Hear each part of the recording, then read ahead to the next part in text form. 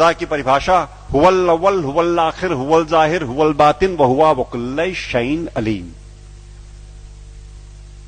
हुवल अव्वल, he is the first, there is nothing before him. हुवल अव्वल, हुवल आखिर, उसके बाद कुछ नहीं होगा। वो परवरदिगार वो है जिसके आगे कुछ नहीं होगा, उसके आगे कुछ है नहीं।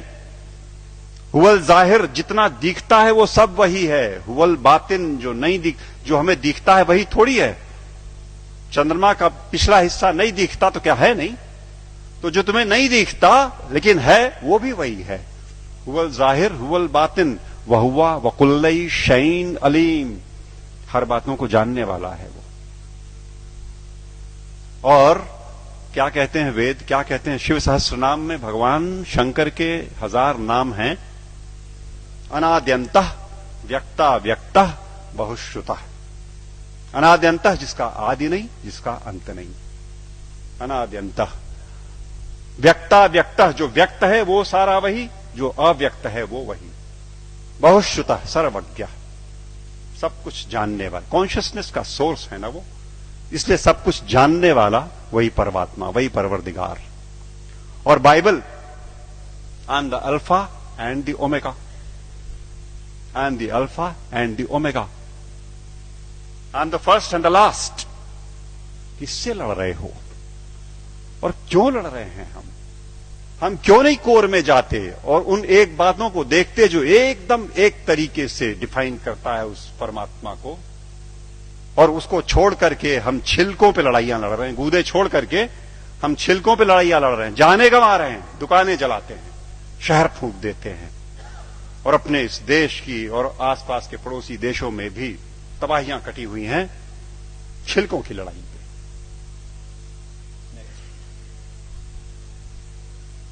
सूफी फकीर कहता है अन अल हक, ट्रांसलेटेड इट मीन्स अहम ब्रह्मास्मि, आई एम द सेम। अन अल हक, ये सूफी फकीर बोलते हैं। लेकिन हम हैं कि लड़ने से बाज नहीं आने वाले। हम हैं वो इसे नहीं सुनेंगे, न मानने को तैयार होंगे। वो वही बात होली बाइबल जब कहती है कि I am the way the truth and the life, no one cometh unto the father but by me. But by me means through the soul, जो हमारे अंदर वो ज्योति का पुंज है, उसी के थ्रू रास्ता अंदर जाएगा। एक बात और, वेद कहते हैं न तस्य प्रतिमा अस्ति यस्य नामा महद्यशः, उसकी परवरदिगार की कोई मूर्ति नहीं बन सकती। वेद कहते हैं। निराकार ब्रह्म को जब परिभाषित करते हैं तो कहते हैं न तस्य प्रतिमा अस्ति यस्य नामा महद्यशः। गुरुजी बैठे हुए हैं, कुछ अगर खोट हो तो टोक देंगे। वो जो मूर्ति पूजन गलत नहीं है, अपने हिसाब से उन्होंने कहा वो इनिशियल स्टेजेस में आपके लिए ठीक है, करो आप, भाव आपने वहां प्रतिष्ठा की, आपको परिणाम देगा। लेकिन सच मायने में जो निराकार पर ब्रह्म है उसकी मूर्ति वूर्ति नहीं बननी।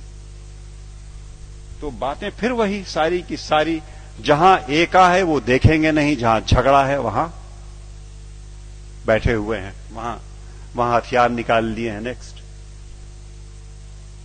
सच बात तो यह है कि आज की दिक्कत यह है कि ये अधर्म जो है ये धर्म के रूप में चला आया है। समस्या ये हो गई, जो नहीं करने लायक बातें हैं उन्हें हम मानते हैं कि ये धार्मिक है। सती प्रथा थी कभी इसी देश में ना, 6 साल की बच्ची का ब्याह कर दिया, उसे शादी पता नहीं, गुड़िया गुड्डी खेलती हुई, और वो बैठी और मिठाई खा करके बीवी बन गई, पत्नी हो गई। और बगल के गांव का लड़का 8 साल का किसी बीमारी में चला गया, अब ये सती हो गई।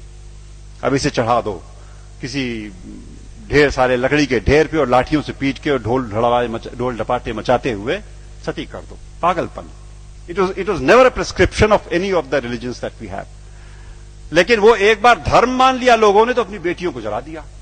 दिक्कत तब है जब देश में अधर्म धर्म का लबादा ओढ़ के आता है, लड़ाई लंबी हो जाती है। हम उसे धर्म मानते हैं जो अधर्म है। अभी चल रहा है, मैंने कैंपेन किया जबलपुर में, एंटी क्रैकर कैंपेन। दिवाली पे मर्यादा पुरुषोत्तम भगवान राम के आगमन के नाम पे ये देश विश्वनाथ जी 6000 करोड़ रुपए का बारूद अपने आसमान में भरता है।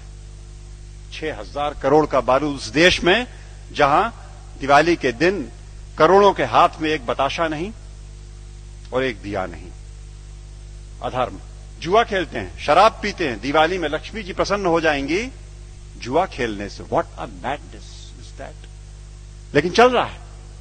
अधर्म जब धर्म का लबादा ओढ़ के घुसेगा समाज में तो निकाले नहीं निकलेगा आसानी से, और अगर वो निकलेगा आपके प्रयास से। आप जगे हुए लोग हैं, आपके प्रयास से जाएगा। राह चलतों के प्रयास में से वो बात नहीं आनी, वो समझ ही नहीं सकते। या आप सुन तो रहे हो, आप शायद समझ भी जरूर रहे होगे।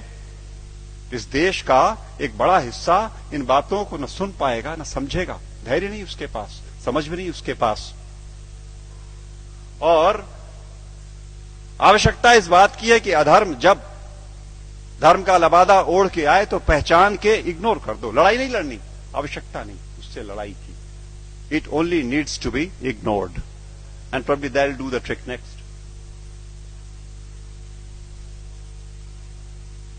सच बात तो यह है कि हम, जैसा मैं कह रहा था, कि हम छिलकों की लड़ाई में लगे हुए हैं, गूदे की ओर ध्यान नहीं दे रहे।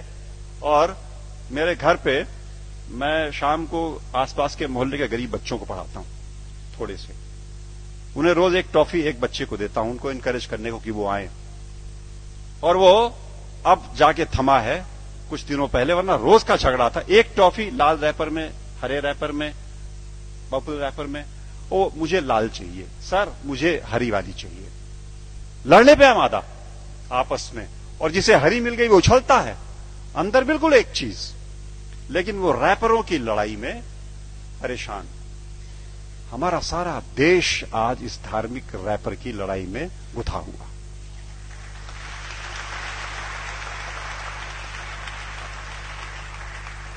और यकीन मानो आपकी वो परवरदिगार ऊपर से देखता होगा तो बड़ा हंसता होगा।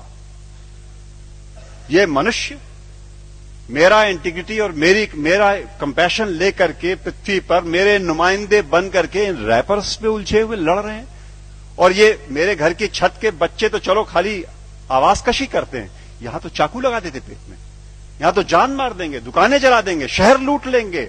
उन रैपर्स की लड़ाई में कब तक चलेगा मित्रों? सच बात तो यह है, मैं हल्का महसूस कर रहा हूं आज आपके बीच में ये बातें कह करके। मैंने ये बोझ उतार करके आपके कंधे पे डाला। आज मैं अकेला था ये बात बोलने को। आज के बाद आप सबके ऊपर ये जिम्मेदारी है कि आप एक बार रुको, ठहरो, सोचो, जागरूक हो और जागरूक करो औरों को, वरना ये देश की तबाही ऐसे ही चलती रहेगी। नेक्स्ट।